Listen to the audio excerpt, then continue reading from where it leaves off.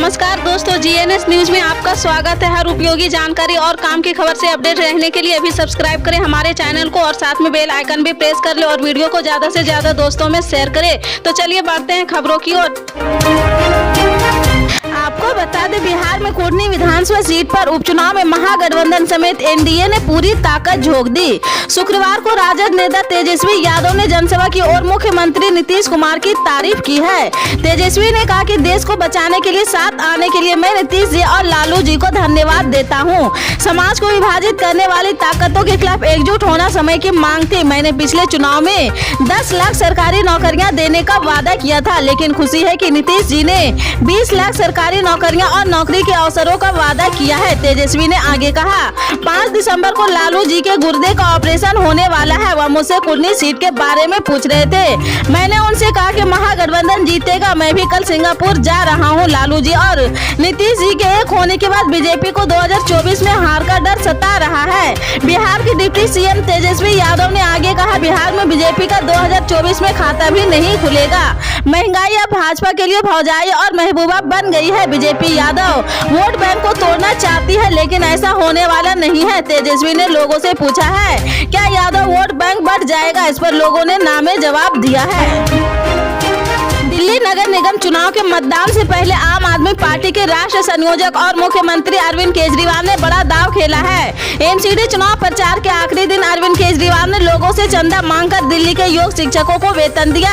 इस दौरान अरविंद केजरीवाल ने कहा कि जब एलजी साहब ने योगा क्लास पर रोक लगाई तो बहुत दुख हुआ है। दिल्ली का पावर स्ट्रक्चर ऐसा है कि एलजी कुछ भी कर सकते हैं। हमने ठान लिया था कि योगा तो बंद नहीं होने देंगे हमने, और दिल्ली के लोगों ने तय किया कि योग नहीं बंद होंगे। फिर सरकार ने पैसा आए या ना आए, इस दौरान मुख्यमंत्री अरविंद केजरीवाल ने कहा कि बीजेपी वाले लाख चाह ले, जब तक आपका भाई है दिल्ली की योगशाला बंद नहीं होने देगा।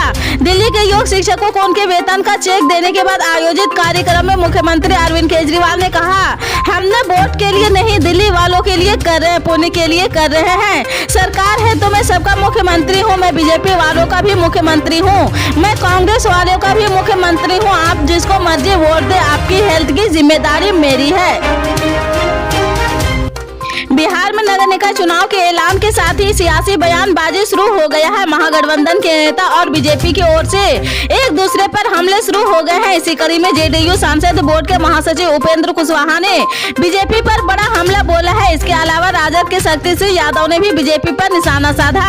राज्य निर्वाचन आयोग की ओर से 2 चरणों में निकाय चुनाव कराए जाने के ऐलान किया गया है। आपको बता दें कि पटना हाई कोर्ट ने अति पिछड़ा आरक्षण के मुद्दे पर निकाय चुनाव पर रोक लगा दिया था। तारीखों के ऐलान के बाद जेडीयू नेता उपेंद्र कुशवाहा ने कहा कि बीजेपी गलत तथ्यों के आधार पर चुनाव रोकने की कोशिश कर रही है। उपेंद्र कुशवाहा ने कहा कि चुनाव की तारीख का ऐलान होते ही बीजेपी का असली चेहरा उजागर हो गया है। उन्होंने कहा कि ये बिहार सरकार और नीतीश कुमार की जीत है। अति पिछड़ा के लिए व्यवस्था मुख्यमंत्री नीतीश कुमार ने की है, जिसमें बीजेपी जानबूझकर रोक अटका रही है, लेकिन हमारे मंशा पवित्र थी और हम सफल हुए हैं। उपेंद्र कुशवाहा ने कहा कि बीजेपी की ओर से कोर्ट के सामने गलत तथ्य पेश किए गए थे। बीजेपी कोर्ट को माध्यम बनाकर पूरी स्थिति को प्रभावित करना चाह रही थी, लेकिन ऐसा नहीं हुआ है और सरकार सफल हो गई है। राज्य निर्वाचन आयोग की ओर से तारीखों की घोषणा की गई है। अब बीजेपी का असली चेहरा सबके सामने आ जाएगी। पंजाब के मुख्यमंत्री भगवंत मान फिलहाल गुजरात विधानसभा चुनाव को लेकर अहमदाबाद में है। उन्होंने एक प्रेस कॉन्फ्रेंस पर गोल्डी बराड़ के पकड़े जाने का दावा किया है। उन्होंने कहा कि गोल्डी बराड़ कैलिफोर्निया पुलिस की गिरफ्त में आ चुका है। बराड़ को जल्द ही भारत लाया जाएगा और उस पर सख्ती से कानूनी कार्रवाई की जाएगी। उन्होंने कहा कि सिद्धू मूसेवाला के परिवार को जल्द न्याय मिल सकेगा। इसके लिए पंजाब सरकार लगातार प्रयास में जुटी है। रामपुर उपचुनाव में एक रैली के दौरान सपा चीफ अखिलेश यादव ने सीएम योगी को चेतावनी देते हुए कहा कि जब सपा की सरकार थी तो फाइल उनके पास भी आई थी, लेकिन उन्होंने कोई एक्शन नहीं लिया है। सपा किसी के खिलाफ कुछ गलत करने में यकीन नहीं रखती है। आजम खान के साथ रैली में पहुंचे अखिलेश ने चेतावनी देते हुए कहा कि बीजेपी सरकार अपने हद में रहे, वो अपना स्टैंड नहीं बदलते हैं तो सपा सरकार बनने के बाद एक चीज का हिसाब लिया जाएगा। यादव ने आजम खान के साथ यहाँ एक चुनावी रैली में जनता से अपील की है कि वे 5 दिसंबर को होने वाले रामपुर विधानसभा उपचुनाव में खान के प्रति हो रहे अन्याय के खिलाफ वोट दे दलित नेता चंद्रशेखर आजाद भी इस मौके पर मंच पर मौजूद रहे। वर्ष 2012 से 2017 तक प्रदेश के मुख्यमंत्री रहे यादव ने किसी का नाम लिए बगैर कहा कि समय से ज्यादा बदलाव कोई नहीं होता है। अखिलेश ने कहा कि आज जो जुल्म कर रहे हैं मैं उनसे कहना चाहता हूं कि जब भी मुख्यमंत्री था तब इस समय के मुख्यमंत्री के फाइल मेरे पास आई थी, लेकिन हम समाजवादी लोग हैं और नफरत भरी या दूसरों को परेशान करने वाली राजनीति नहीं करते हैं। मैंने वह फाइल लौटा दी है। अगर आपको भरोसा नहीं है तो अधिकारियों से पूछ लो।